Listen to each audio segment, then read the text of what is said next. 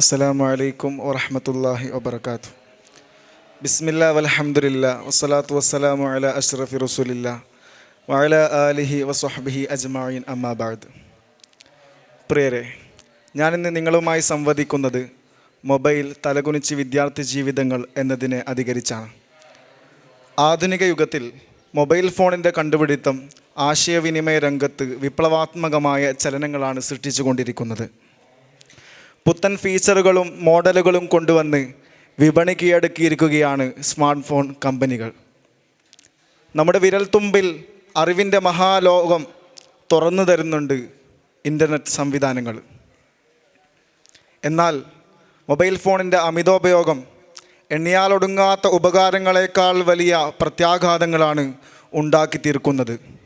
ഭാവി വാഗ്ദാനങ്ങളായ വിദ്യാർത്ഥി ജീവിതങ്ങൾ കേവലം സ്മാർട്ട് ഫോണുകളിൽ തളച്ചിടപ്പെട്ടിരിക്കുകയാണ്. തല ഉയർത്തി നെഞ്ചു വിരിച്ച് ഉത്സാഹത്തോടെ നടക്കേണ്ട അവരിന്ന് കേവലം സ്മാർട്ട് ഫോണിൻ്റെ വിധേയത്താലാണ് തല താഴ്ത്തി നടക്കുന്നതെന്ന് നമുക്ക് നോക്കിയാൽ കാണാൻ സാധിക്കും. ഇന്ന് ജനിച്ചു വീഴുന്ന പിഞ്ചു കുരുന്നുകൾക്ക് വരെ സ്മാർട്ട് ഫോണുകൾ കളിക്കാൻ വേണ്ടി കൊടുക്കുന്ന പ്രവണതയാണ് കണ്ടുവരുന്നത്. അതുകൊണ്ട് തന്നെ അവർ ചിന്തിക്കുന്നത് പോലും അവർ കാണുന്ന വിഷ്വൽസിൽ മാത്രമായി ഒതുങ്ങിപ്പോകുന്നുണ്ട്. കോവിഡിൻ്റെ വരവോടെ പഠനം ഓൺലൈനാവുകയും വിദ്യാർത്ഥികളിൽ മൊബൈലിൻ്റെ ഉപയോഗം അമിതമാവുകയും ചെയ്തിട്ടുണ്ട്. മൊബൈൽ അഡിക്ഷൻ വർദ്ധിക്കുന്നതിൽ രക്ഷിതാക്കളെ പഴിചാരാതിരിക്കാനാവില്ല. കാരണം ഇന്നത്തെ തിരക്ക് പിടിച്ച ജീവിത ചുറ്റുപാടിൽ കുട്ടികളെ നിയന്ത്രിച്ച് നിർത്താൻ വേണ്ടി രക്ഷിതാക്കൾ ചെയ്യുന്ന എളുപ്പമാർഗം എന്നുള്ളത് അവരുടെ കരങ്ങളിലേക്ക് മൊബൈൽ ഫോൺ നൽകുക എന്നുള്ളത് തന്നെയാണ്. എന്നാൽ വളരെ ചുരുങ്ങിയ കാലത്തിനുള്ളിൽ തന്നെ സ്ക്രീൻ അഡിക്ഷൻ ഡിസോർഡർ എന്ന ദുശീലമായി ഇതവരിൽ വളർന്നു വരികയാണ്. പഠന വിഷയങ്ങളിൽ ഏകാഗ്രത നഷ്ടപ്പെടുന്ന വിദ്യാർത്ഥികൾ പഠനത്തിൽ പിറകോട്ട് പോവുകയും മൈഗ്രെയിൻ, ഉറക്കക്കുറവ്, വിഷാദം പോലുള്ള അനവധി മാനസിക ശാരീരിക പ്രശ്നങ്ങളെ അഭിമുഖീകരിക്കേണ്ടതായി വരികയാണ്. ഇത്തരം പ്രശ്നങ്ങൾക്കുള്ള പരിഹാര മാർഗമായി വിദഗ്ധർ നിർദ്ദേശിക്കുന്നത് മൊബൈൽ ഉപയോഗത്തിൽ നിയന്ത്രണം ഏർപ്പെടുത്തണം എന്നത് തന്നെയാണ്. എന്നാൽ ടെക്നോളജിയും ഡിജിറ്റൽ വിനോദങ്ങളും നഗര ഗ്രാമ വ്യത്യാസങ്ങളില്ലാതെ സമൂഹത്തെ ശക്തമായി സ്വാധീനം ചെലുത്തിക്കൊണ്ടിരിക്കുന്ന ഇന്നത്തെ സാഹചര്യത്തിൽ ഇത്തരം കാര്യങ്ങളിൽ നിയന്ത്രണം ഏർപ്പെടുത്തുക എന്ന ചർച്ച തന്നെ പഴഞ്ചനാണെന്ന് വിശ്വസിക്കാനാണ് പലർക്കും ഇഷ്ടം. സ്കൂളുകളിലും മറ്റും നടന്നു വരുന്ന ബോധവൽക്കരണ ക്ലാസ്സുകളിലെ പ്രധാന വിഷയം എന്നുള്ളത് വിദ്യാർത്ഥികളിലെ സ്ക്രീൻ ഉപയോഗത്തെ പറ്റിയാണെങ്കിൽ പോലും അത്തരം ക്ലാസ്സുകൾ അത്ര ഫലപ്രദമാകാറില്ല എന്നതാണ് യാഥാർത്ഥ്യം.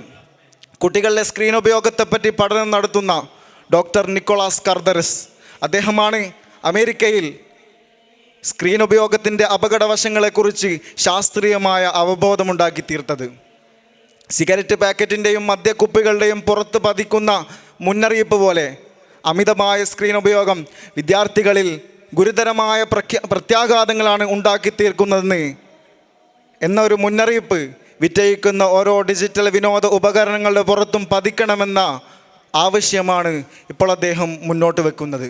കാരണം അദ്ദേഹത്തിൻ്റെ വാക്കുകളിൽ സ്ക്രീൻ എന്നാൽ ഡിജിറ്റൽ ഹെറോയിനാണ്. യഥാർത്ഥ ഹെറോയിൻ അഡിക്റ്റുകളെ ചികിത്സിക്കുന്നതിനേക്കാൾ പ്രയാസമാണ് സ്ക്രീൻ അഡിക്റ്റുകളെ ചികിത്സിക്കുക എന്ന് അദ്ദേഹം സാക്ഷ്യപ്പെടുത്തുന്നുണ്ട്.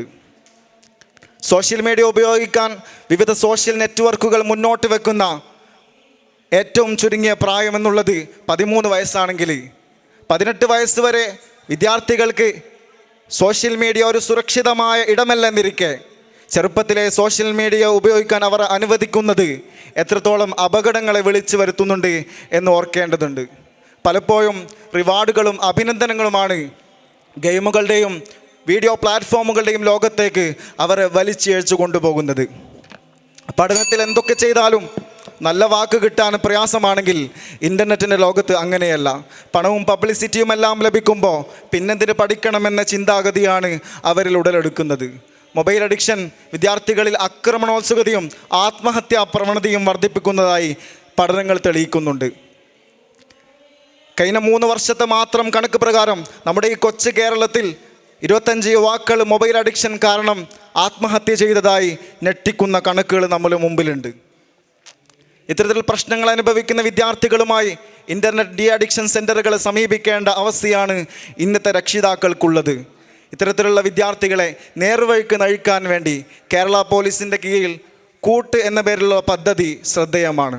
സൈബർ കുറ്റകൃത്യങ്ങളും അസാൻമാർഗിക പ്രവർത്തനങ്ങളും അനുദിനം വർദ്ധിച്ചുകൊണ്ടിരിക്കുന്ന ഇന്നത്തെ സാഹചര്യത്തിൽ രക്ഷിതാക്കളുടെയും മുതിർന്നവരുടെയും മാത്രം സാന്നിധ്യത്തിൽ വിദ്യാർത്ഥികൾക്ക് മൊബൈൽ ഉപയോഗിക്കാൻ അനുവദിക്കണം. അശ്ലീല സൈറ്റുകളുടെ നിയന്ത്രണം ഗവൺമെൻറ് തലത്തിൽ തന്നെ നടത്തേണ്ടതുണ്ട്. തങ്ങളുടെ കുഞ്ഞുങ്ങൾ എന്തൊക്കെയാണ് തിരഞ്ഞുകൊണ്ടിരിക്കുന്നതെന്ന് ഓരോ രക്ഷിതാക്കളും നിരീക്ഷിക്കേണ്ടതുണ്ട്. ആവശ്യാനുസരണമുള്ള മൊബൈൽ ഉപയോഗം വിദ്യാർത്ഥികളെ ക്രിയേറ്റീവായിട്ടിരിക്കാൻ സാധിക്കുന്നുണ്ടെങ്കിൽ അനാവശ്യമായ അമിതോപയോഗം കാരണമായിട്ടുണ്ടാകുന്ന ഭവിഷ്യത്തുകൾ എത്രത്തോളമാണെന്ന് അവരെ ബോധ്യപ്പെടുത്തേണ്ടത് അനിവാര്യമാണെന്ന് മാത്രം പറഞ്ഞ് നിർത്തുന്നു. വആഖിറു ദഅവാന അനിൽ ഹംദുലില്ലാഹി റബ്ബിൽ ആലമീൻ. അസ്സലാമു അലൈക്കും.